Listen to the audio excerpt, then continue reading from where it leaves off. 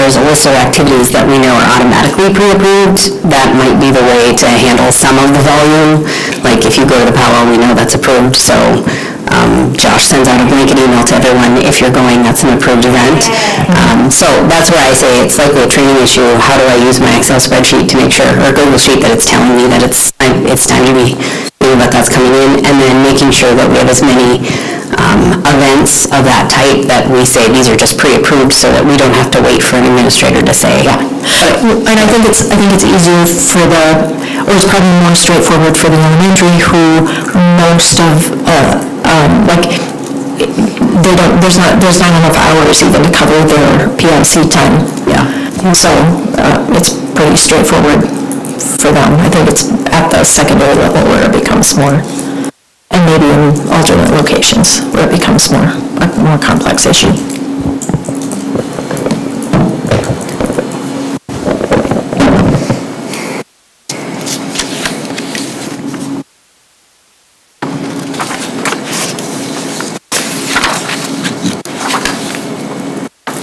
Do you not have a second page? After this.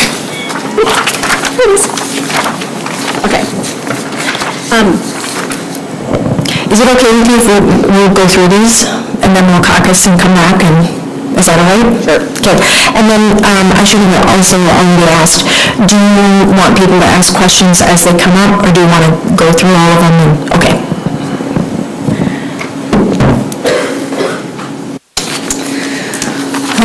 The next MOU is the ALC, and again, this is an extension. And for the most part, the team cleaned it up, identified the schedule, was more specific about, and this one, the 25-26, it has the first week and what days do not apply. So this would be one that likely we'll have to come back and say this is the schedule for 26-27, and we talked about taking that out. But this is an extension. I know Craig and his team and Jeremy worked on some of the updates or adjustments that needed clarification. Okay, so there were a couple of questions on this one. Across the board, like all of the staff who are on this altered schedule they approve it. They had two questions. One of them was, are as many students graduating on using the alternate schedule, and the answer is they had more students for both graduations than they did for graduations last year. So there were more students who graduated, and the same is true for the credit recovery. They have recorded more credits than they have in the past.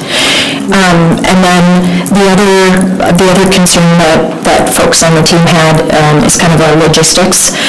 They wanted the extended time to be listed as an additional class in Power School, and Jeremy and Craig said they both think they can figure out how to do that, just to make sure that students know that for credit recovery, they need to stay for that extended day. It's not an optional, and that wasn't as clear because they're used to following a schedule.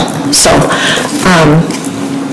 and I spoke with Alicia today, and she said she's both member rights and building rep for that group of members, and she said that if they could have a schedule by July 1st, she thought that it would, she wasn't as worried about having the calendar and the schedule right on here.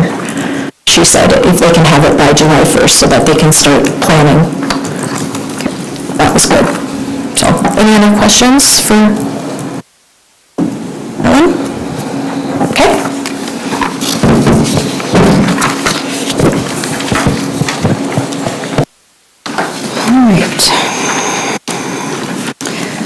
The next MOU is online learning, and the bulk of this MOU has been in place. I think this would be the third contract if agreed upon, with some changes. So the definitions as a whole stayed relatively the same. Assignment stayed relatively the same. We added some components within the assignment and the administration to reflect working through Moorhead Area Public Schools online learning program. And Section 4, basic instructional components as a whole is new.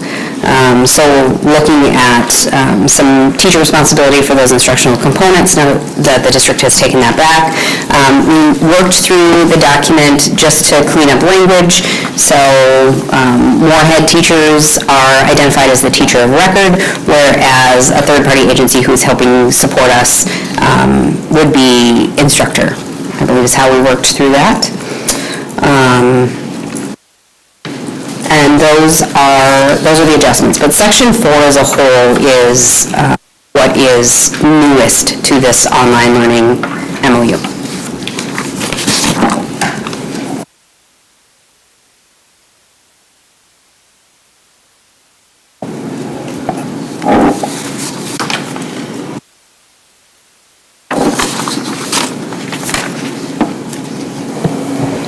Any questions?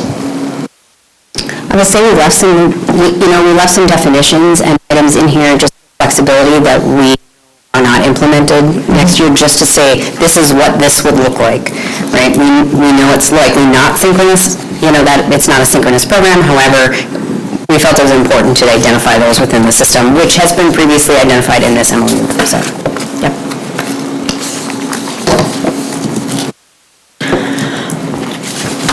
Any questions, anybody? Okay.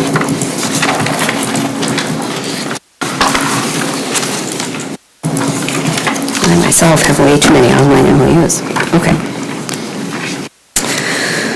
The next MOU is the READ Act MOU, and this is required through READ Act statute. So the change to this MOU is specific to the individuals who previously were not trained, as well as what their development looks like. One conversation we had today was just about there were some differing hours, and so to clean that up, we looked at the compensation earned for the READ Act training on what that looks like for professional development, and we made it, it's more general because it's outlined in there. So instead of saying this is how many hours, the hours are outlined in there. There was one other question about one of the PD days and having too many hours, so that did get cleaned up. Oh, and actually, Julie set us straight, and lunch is never included. It's duty-free, but it's not included in the hours. So, and Christy then also said, like, there's part of the day is synchronous and part of it is asynchronous, and people typically take a break in between the two. So I was misdirecting you on that. But it's okay to have 7 hours in that day. And I did talk to Dr. Larson about it as well before he came in, and really matches some of those hours, so I don't know that it's going to be a big deal, but that was adjusted after we talked about it. Okay, do you have a question on that one?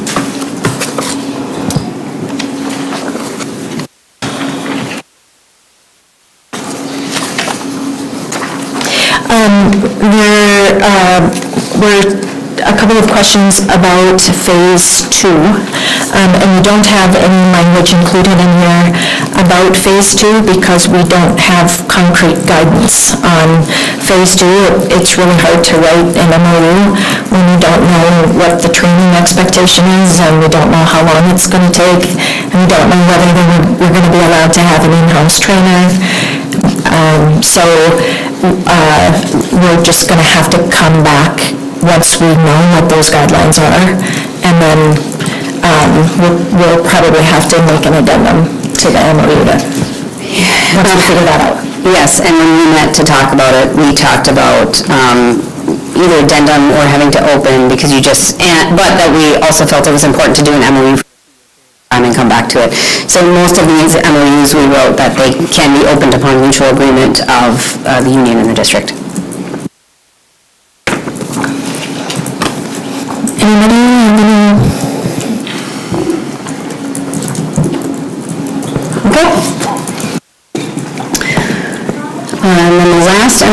extended time and elementary prep time. And this speaks specifically to a new targeted service model for 25-27. However, if you look at the third paragraph, extended time is optional programming, which is not considered a part of the student day. However, we are looking at the PIMA instructors and other selected staff. We talked, that was some language we looked at, and to be honest, I can't be clear on what that selected staff is, so there may have to be some conversation as to conversations happen, but the main individuals were the PIMA instructors, which is why we identified them specifically, and that prep time would be done during that extended time in the morning. So, Okay. What time have you done it? prep time. Okay.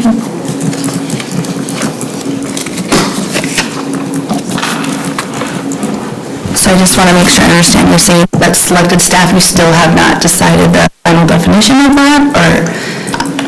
Individually, I think it's generic. I don't know who that is. Primarily, it's PIMA staff. Okay, because like in a position like myself, I'm not considered PIMA, but I'm also part of what would probably be in that prep time period. And so just making sure that's clear for everyone who is on that list, so we know our rights with that time. Who do you feel like will make that decision, and how would, like, are we uncomfortable with putting the language in because it could be different at different sites? Are we uncomfortable because we don't know exactly who it is? From the district perspective, I think we've got some language where we have similar language because it does depend on the building, right? Sarah, what you do at one building does look different at another, without having to list that Probesfield Media is doing this, but it's not at ASP. So I don't know how to make that more clear. I guess we would be open to suggestion. This is a conversation, again, we've been working on these MOUs for a couple weeks. So I think what I would question before we leave for caucus, so we can come back with more clarity, what makes people feel more comfortable, because I don't know that we can answer that today. The intent primarily across the board is PIMA staff, but you wrote in your particular position, as someone who helps support the preps of other individuals, because that doesn't happen in every building. Well, and I think there were some people were concerned about information because the first students' IEP minutes couldn't be served during this time, and then some places they were saying yes, it could be considered service time, and so Christy did a check-in with Dwayne, and the final word was yes, minutes can be served during that time. That was the official answer, because so there were some of the like SLPs, OTs, that they were really concerned about. With as large as their client list is, they were really worried about being able to meet all the requirements of their caseloads if they were short in time. But I think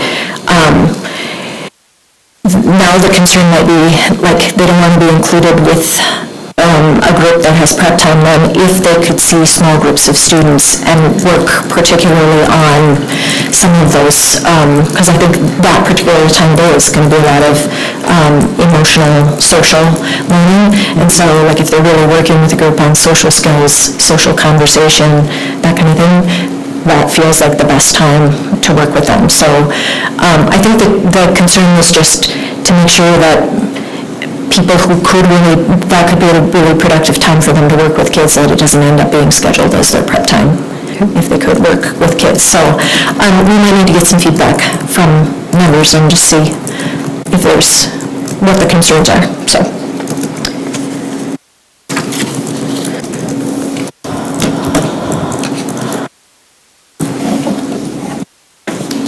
Any other clarifications on questions on MOUs? Okay. Do we want to shoot for 20 minutes for a caucus and Let's check in 20 minutes. Okay. But yeah, it's 5:28, so I will check in with you at 5:48 and see if we're ready. Okay. Do you have any proposals other than? No, the main thing tonight was.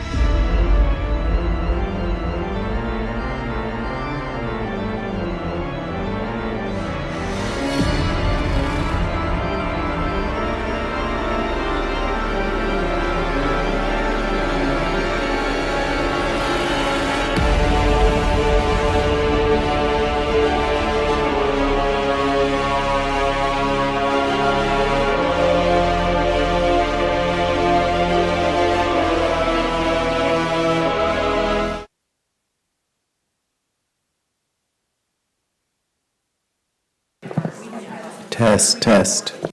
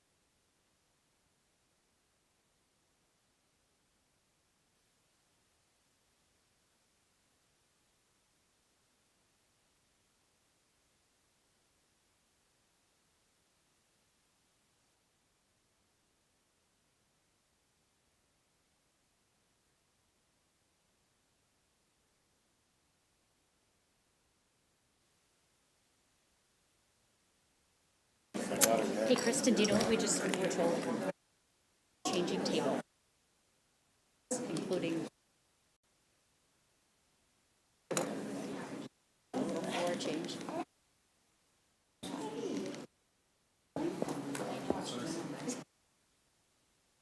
The family bathroom. The things you find out. Okay, so there are two of these that we are ready to TA. We're ready to TA on the ALC, and we are ready to TA on the READ Act.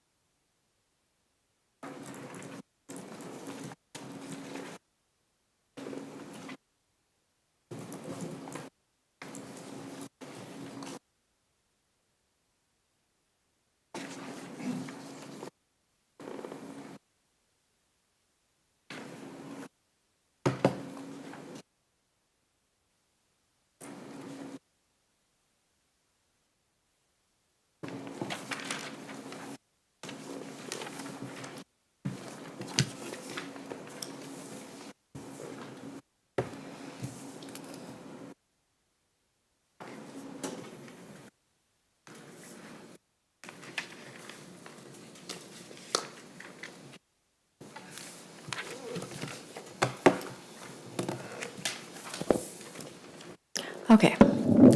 Then, let's see how much I can upset Michelle here. You haven't even signed this. I can't let you move on. Yeah.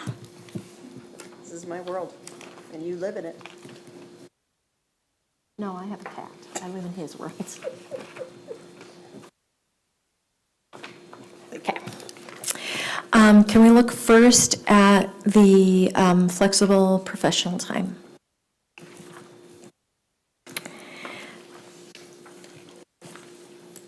So we're concerned about the turnaround time. And I know Jeremy said that he would talk to admin about that, but people are uncomfortable with signing if we don't have an answer to that question. And there's concern about inconsistency as far as, like, if there's not something that's settled before we sign it, consistency following. And then Julie dug up a calendar, and there is no flex time identified on the calendar, and she's going to speak to that.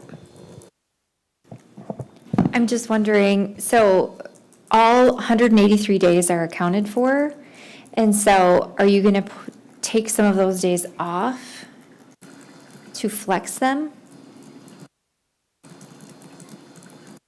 And if so, which ones? Your contract would still be 183 days, so it's identifying what's a non-student flex day. So we have to look at the non-student days, not the 183, because your contract's still 183.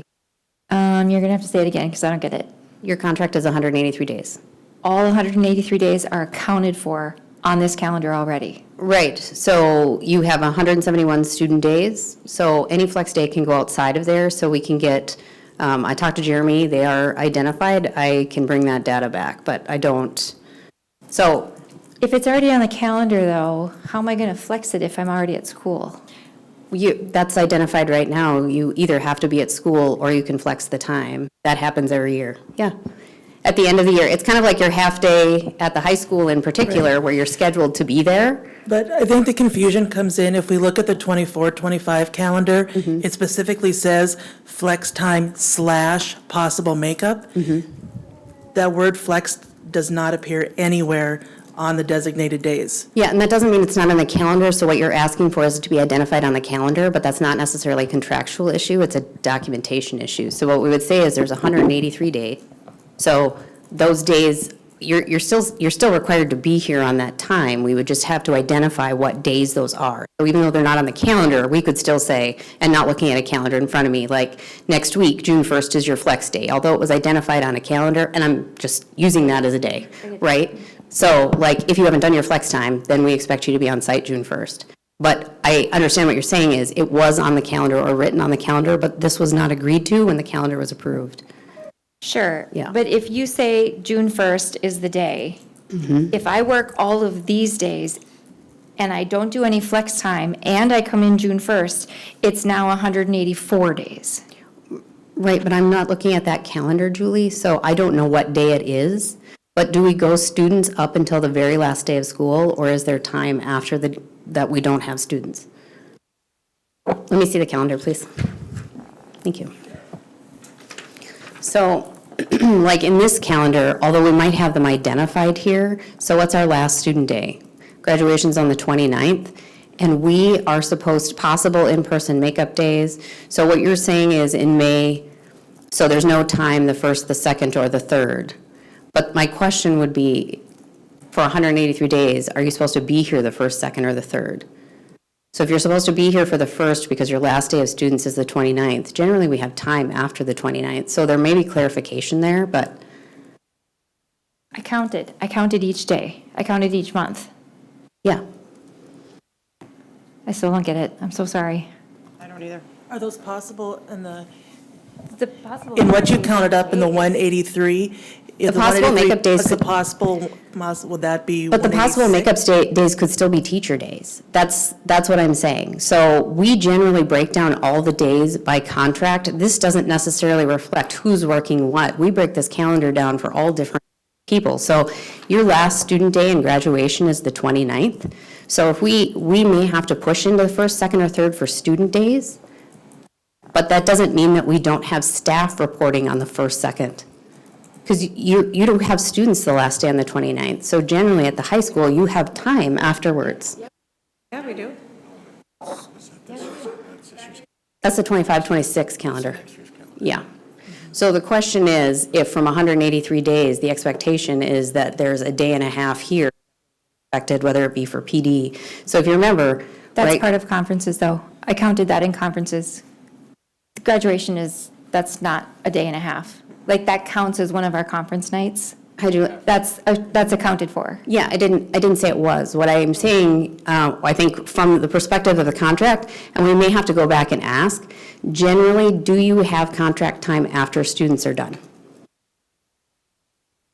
Not anymore, not if we flex the day, the Right, time. not if it's flexed. So this year, if you didn't flex any of your time and students were done on next week on Friday, and you didn't flex any time, would you be expected to come back the following Monday to be at work? Yes, that's what we're saying. No, but a person then would only have worked 181 days, and so they would take those 2 days as 82nd and 182nd. But these are part of your contract time. But they're not in this contract. That's what I'm saying. Then we're over the days. Like, there's 183 days. If I show up every day on that calendar, I'm working 183 days. Through the 29th, Correct. okay? So then if I also work another 14 and a half days, now I've worked 185. Right, but generally, we have time after students are done on the 29th, so we will have to take this away from the table as we're not getting anywhere. Yeah. So Okay. we'll have to get clarification on that. Generally, there have been PD days assigned afterwards, but we'll take a look at them. Which does that come back, Jim, to your question about filling out the, Why would I fill my flex hours if I'm already working 183? right, but does this comes back to one of the concerns you have, filling out that form and getting it acted upon right away, right? Yeah, you know, at my age, Brandon, we spend a lot of time looking backwards, you know? And so when I do look forward, I sometimes screw up, right? And I mean, I would like it to be done quickly, because. But this is all coming back to then ultimately your concern, right? Because if we don't act on it right away, then there's confusion of you working more days than what you're allotted or what you're supposed to be. Right. So we'll go back and try to come up with a different explanation. And I don't want to call it a procedure, but we'll figure it out to try to alleviate some of this confusion that's at the table. Because I don't think it's I think we're all doing it the right way, but we're in a different vehicle. Can I ask this, Kristen? Are you suggesting maybe that one of those flex days may be taken in January? Or, Yeah, potentially. I think it would generally, from a calendar perspective, be odd that all the kids' staff were done, but we'll go back and figure that out. Yeah, Get because some clarification. yeah, it'd be good, because I think if we look at the calendar, I think like the day of graduation is like day 181, and those 2 days after, 82 and 83, and when Julie counted up, graduation is on day 183. Yeah, and that's where the confusion, so we don't have the graduation on 181, 82 and 83 are after this current, that 25, 26, day 183 is graduation day. Okay. And that would, so if we were to then flex days, we're flexing more than we need. Was anybody on the calendar committee on here? Was that discussed, flex days? Yeah, we discussed flex days. I mean, they're not usually set in the calendar when you make the calendar. Well, the MOU wasn't done, so last year you can build it in because the MOU was done. So Oh, I think I that see. is Sure. part of the concern. Sure. Yep. We do have somebody here who's on the calendar committee. We've never called. Oh, you're on the calendar committee. Yeah, I was looking at Jeff. No wonder he was looking at me like I was crazy. Okay, sorry, Jeff. Okay, so we're going to put that one aside. We have one question on the online learning, and that is why we have people from, it's so valuable to have other people here. Is there a plan for mental health support for the online learners? Because we've talked about LSS support, and but like this was not something that I thought about, and there are kids, there are students, and we know that there is a lot of need for mental health support. So I quite honestly had not thought of that, but I think it's a really important question.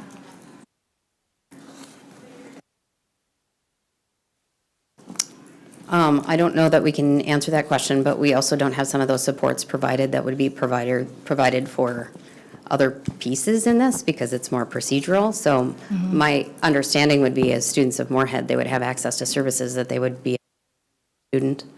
Okay. Yeah. So they would see current counselors based on alphabet? Or they could visit with current counselors based on alphabet?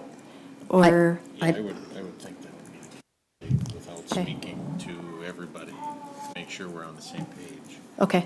I wouldn't Okay, think so we that- treat 'em- I wouldn't think we treat them too differently because they're online versus in person.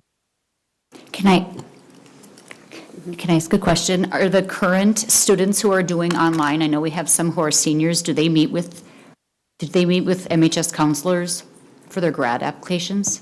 Does anybody know? Are we utilizing them, like the counselors for them? I don't know. I don't know. Okay, I don't know. So we'd have to find that out. And then the last one is the extended time. And the consensus of the group is that we need some definition of who the selected staff Media. would be. Media? Okay. Generally, it would be media. Or what's called in the K4 group is the strategist position, because generally they're not called media specialists, but, and then per the other question about special education, those individuals would likely be doing what you stated they'd be doing. They wouldn't be included in that prep time piece. Okay. Okay. So from the group, if we add specifically instead of selected staff, if we add strategists, and we've identified that there won't be service providers, how do we feel about TAing that one? Or do we need to caucus? I think we need to caucus on that one. Okay, before we caucus, I have some other questions that, we talked at Meet and Confer about the survey results. And at that time, I think it was Brandon said, we're hoping to get those results before the end of the year. And we're kind of wondering if there are any themes in there that affect how we bargain or what we bargain for. So how is that The intent looking? is to have a summary for the board on Monday. Okay. Some of the more specific data that came through comment will not be done until after that period of time, so. Okay. Generally, it was overall positive. The comments were very pointed in specific ways. I don't know that it had anything to do, from my brief glance, that it would be about negotiated agreements in particular, but I know you did your own survey specific to that, so just graphs and some of the next steps are going to the board on Monday. Okay. So Okay. I'll share that before it goes, but. Okay, thank you. And then, is there any update from, so we also talked about this at Meet and Confer. Is there any update from Lakes Country? You've said that they were going to work on pulling together some places where people could apply for, or where people could get their program-related lane change coursework without joining a program, and people are kind of anxious to get approval done so that they can work on some of those over the summer. Is there any update on that? We don't have a standard list. We can tell you some of the ones that have crossed our paths, and I know we've shared those with you. Okay, But we don't have a standard list, okay, yeah. But I think, to this group, most importantly, you look that it's not a professional development credit, and that it can be applied to a program. And you have to sometimes dig for that. and what people are finding as a difficulty is finding places that will approve them to take the credit without paying the application fee and joining the program. So that's kind of the information that we were hoping for, that there would be more information about that. And then the other question that I had is Article 34 it's a lot of insurance information. And some members have, in the survey, expressed concern. There is something that is called Catalyze, or there's another name for it. But it is, if people don't utilize the district health insurance benefit at all, they use their partner's insurance, then it's a benefit that they get. It helps to pay deductibles, some of that. They're concerned, they really like it. They really like it, and it's something that is helpful to them. However, it's not something that is represented anywhere in the contract, so they sort of feel like it's not something that they should count on. So I just was wondering, is there a reason it's not, I've never accessed it, so I don't know what the guidelines are governing it. Well, it's alternate to the benefits that have been provided with the benefit that is provided, meaning you can't get more, than anyone else is being provided. But like anything, like even our HSA or VIBA, you have to have a group plan, and you have to be careful about what plan you're on, or sometimes you can't access an HSA or VIBA, even if your spouse has a plan and you're taking a. So, very few people take it. We could, in fact, I think it's under 10 maybe, but it was an offering through our insurance group and through, to offer an alternative if your spouse had insurance. Okay. Yeah. So is it something that is on Benefit Bridge and I just haven't noticed it because I'm not eligible? I have to get back to you on that. Okay. I'm not entirely sure. Okay, because that was just somebody asked that question, and I don't even know how to move forward because I know so little about it. So, okay. And then last question is, I was wondering if you have any legislative updates that you think would be particularly helpful. I guess the one in particular that I think people are wondering about, concerned about, is do we know anything more about the paid family medical leave? Like, are you hearing anything? I can tell you can tell. The only thing that I'm aware of is there were some trying to get a 1-year delay on it. I'm not sure where that is or if that's Okay, even a thing. okay, We can definitely look into that. I know we're having an update tomorrow. okay, I would anticipate that this will be going. It'll go forward? Full force Okay. come January of next year. And that's what we're planning for. But there are some down there that are pushing for a 1-year delay. okay, But it's, from what I understand, it's still a go. okay. The one thing I saw is they were maybe like trying to decrease the total amount Yeah, that could be taken. They did knock that, Yeah, but that doesn't necessarily, but that just Can is, you use the microphone? sure, that doesn't necessarily Thank you. think it goes from a 1.2 to a 1.1. But that doesn't change what we do here because that's telling them that they can't go higher than 1.1. Okay, And so the 1.2 is where the cap is right now. They lowered that to 1.1, meaning it won't go higher than 1.1. okay, But to get there, we still have to implement it here and unfortunately negotiate for it. but I think it's currently at what, 0.88? Yes. Yeah. But they could change that before January. Anticipate that move north. okay. Do you have any other legislative things you want to talk about? I got a lot of things I could talk about, but no. Okay, Going into special session, they found some money for unemployment. What was the other thing that came out today? Oh, some pension reform, which you probably know about. yeah, we celebrated that already. Okay, so we have one to talk about. Do you? Oh, yeah. Dates will be, are you ready, Michelle? We identified a session to date for the 16th of June from 2 to 4. And then the 25th, same time, 2 to 4 to start. June 16th? June 16th and June 25th. And we'll look at the rest of the calendar.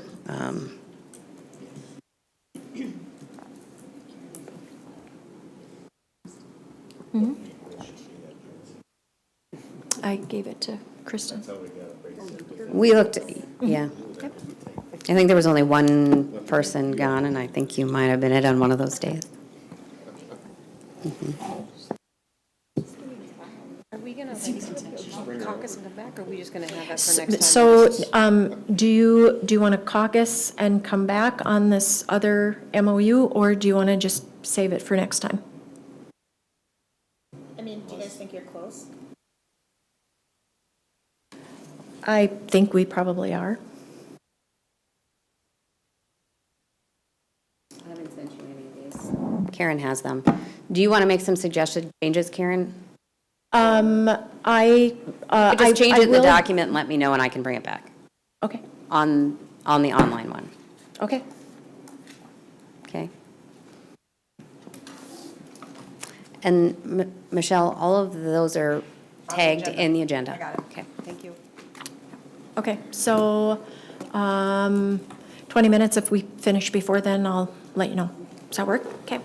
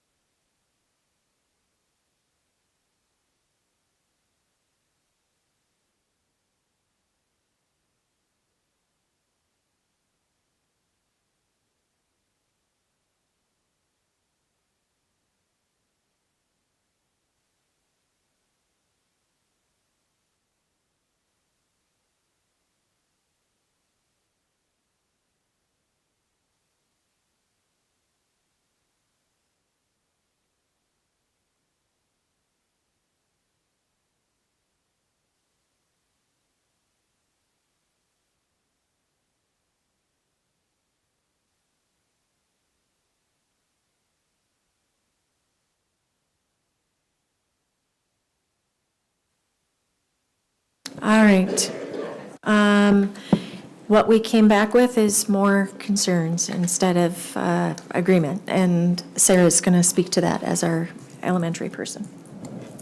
Yeah, I think what we were hearing is that we feel we need to just go back to our members for a little bit more information, making sure that we really are including everyone that needs to be included in that selected staff, and just want to hear their voices a little bit more with that. They're just feeling that it's a social emotional time, and that's their main relationship building time and community building time together as a group. So they really want to know who is going to be there and who would be having their prep, so they know those students would still be in that time with them. So even if they're not serving prep support for staff, are there other staff that are included that wouldn't be pulling their kids at that time? So I think we just want to go back to our EM members. So one of the potential concerns, as an example, is would that be time when a reading interventionist might come and pull students who would then potentially miss the relationship building and the social emotional? And they value that time for all of the kids so they just. EL was another example of a. Dr. Larson's has met with many buildings and answering some of these questions. Did some of those answers come out in those presentations? Did those questions get asked at the presentations? I'm just asking out of clarity. Yeah, I can only speak for my building, and that was And Courtney not- provided yours, yeah? Yes. Yep, and that was not answered or asked at ours.